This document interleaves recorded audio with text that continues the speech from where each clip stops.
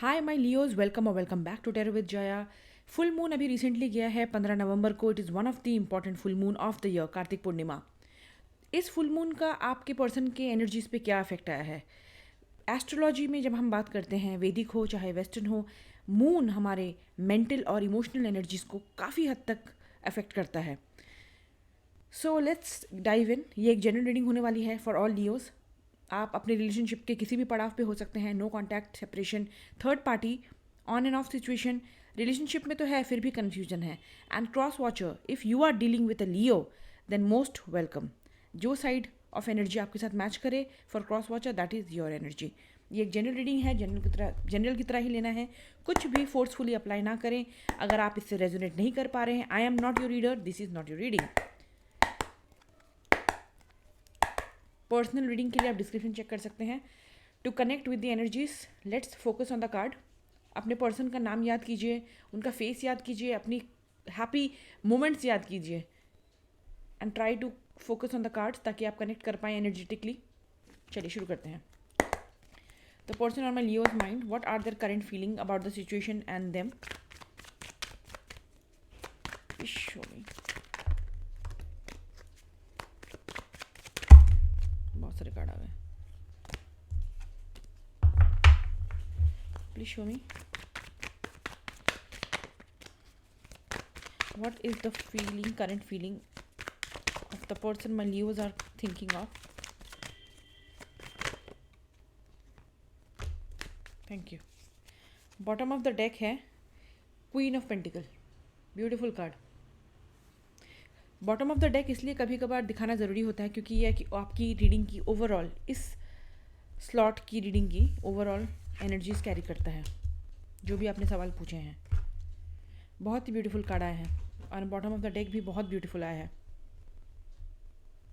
Okay, wow, we got page of cups, first card, second card, eight of wands. अगर आप tarot को follow करते हैं, you know eight of wands movement का card है, acceleration का कार्ड है, यानी कि फास्ट मूवमेंट का कार्ड है, कम्युनिकेशन का कार्ड है, स्ट्रेंथ कार्ड है।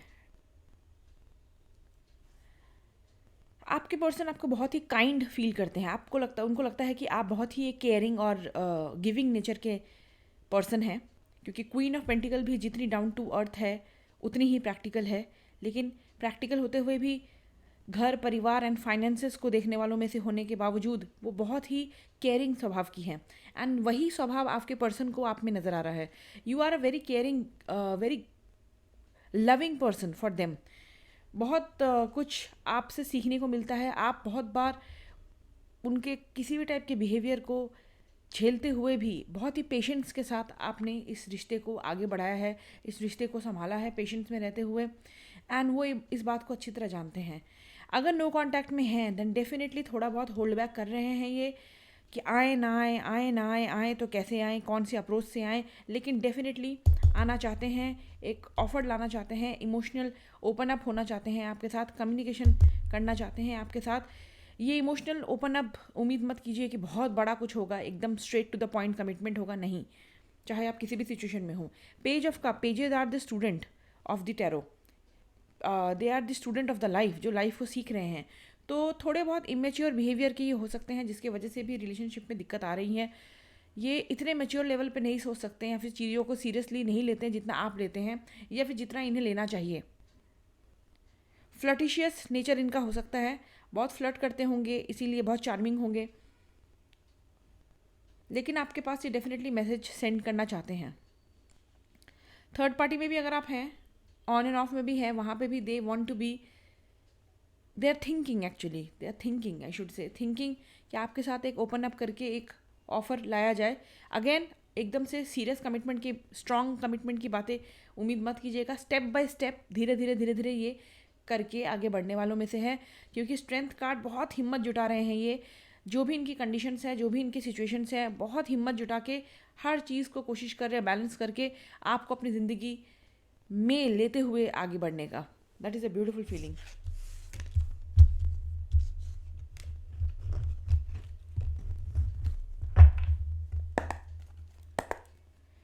चलिए देखते हैं व्हाट आर देयर इंटेंशंस, हर इंसान का कोई ना कोई एजेंडा होता है। इनके इंटेंशंस क्या हैं इस रिश्ते को लेके? माइंड गेम खेलना ये नहीं छोड़ रहे हैं फ़िलहाल। इंटेंशन अभी भी यही है कि ये विक्ट्री चाहते हैं आपके साथ हर हालत में, एक बदलाव चाहते हैं, चाहे बदलाव झटके से क्यों ना आए, या फिर आप दोनों के बीच में एकदम से नो कांटेक्ट या थर्ड पार्टी के बाद झगड़ा हो गया है, ये भी पॉसिबल है। एंड इस झगड़े का, इस नो कांटेक्ट का, इस सेपरेशन की उम्मीद उन्होंने नहीं लगा रखी थी। नाउ दे आर थिंकिंग अगर आप सेपरेशन और उनको छोड़ के जा चुके हैं, नो कांटेक्ट में हैं, तन कैसे वापस आया जाए। माइंड गेम, स्नीकी बिहेवियर इस इंसान का अभी भी है डेफिनेटली। ये इनकी एक नेगेटिव मैं कहूँगी पॉइंट है कि ये सीधे सीधे चीज़ों को जो इनके अंदर है वो फील करते हुए भी ना बताना, एंड उसको छुपाते हुए ढेर सारे माइंड गेम्स खेलना, चालाकी करना, कॉन्फ्लिक्ट पैदा करना, झगड़ा करना। ये this is not correct. Relationship में आपको 100% ट्रू रहना बहुत ज़रूरी है ताकि चीज़ें क्लियर कट टू कट हो। बट ये इंसान कहीं ना कहीं चेंजेस लाने से डरता है, बहुत डरता है। ये एक मास्क पहन के रहने वालों में से है ये, कि नहीं, दिल की पूरी सच्चाई मैं लियोस को ना बताऊं। दिल में कुछ चल रहा है, ज़ुबान पे कुछ चल रहा है, जो चल रहा है 50% फीलिंग्स दिखाई, 50% दिल के अंदर ही चली गई, क्योंकि इनको किसी चीज़ का डर है। डर क्या है that they know, but something they are feeling fear of. हो सकता है फैमिली का प्रेशर हो, that is a fearing thing, या कमिटमेंट से डर लगता हो इनको, इनको सिंगलहुड का ज़्यादा ही, इंडिपेंडेंस का ज़्यादा चस्का हो। लेकिन आपके साथ ये सेटल होना चाहते हैं। इनका दूर का अगर विज़न मैं कहूँ, इंटेंशन क्या है, they want a settle life. लेकिन आप में से कुछ लोग ऐसे हो सकते हैं जिनके पर्सन बहुत ज़्यादा अपने करियर पे फोकस हैं। They are could be in business वगैरह कर सकते हैं, अच्छी जॉब में होंगे, पैसा वैसा अच्छा होगा, तो पैसे पे भी फोकस करते हुए साथ ही साथ नज़र आ रहे हैं। आपके पास अगर ये आएंगे तो एक फाइनेंशियल स्टेबिलिटी के साथ आना चाहते हैं, और इन जनरल अगर पैसों के मामले की बात नहीं है तो इस रिश्ते में एक स्टेबिलिटी वो लाना चाहते हैं। ये उनके दूर का प्लान है।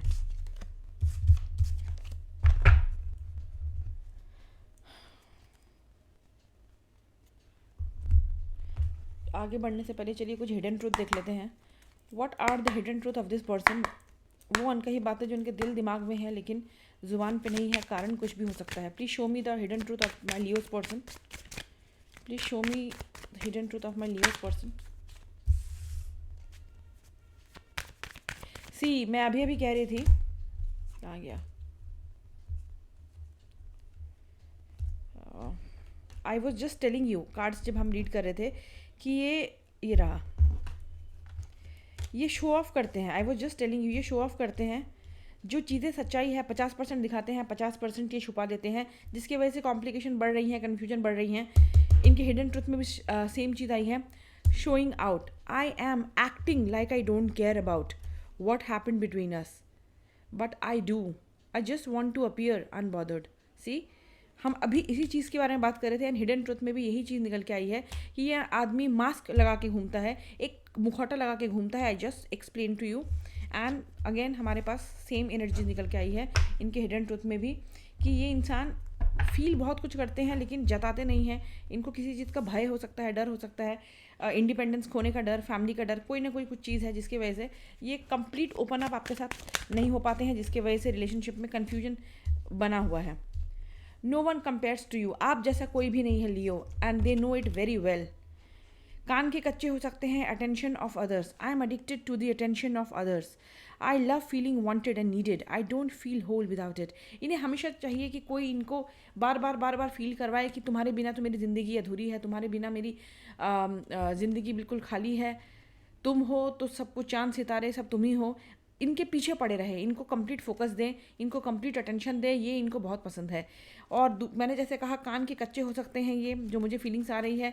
दूसरों को प्लीज़ करते करते अपनी ही ज़िंदगी कबाड़ कर देते हैं कहीं ना कहीं। ये इतनी ज़्यादा ये दूसरों को परवाह, दूसरों को खुश करने में लगे रहते हैं। कई बार जहाँ नो कहना चाहिए वहाँ पे भी नो कहने की इनकी हिम्मत नहीं हो पाती है, जिसकी वजह से आपका रिश्ता सफ़र करता है।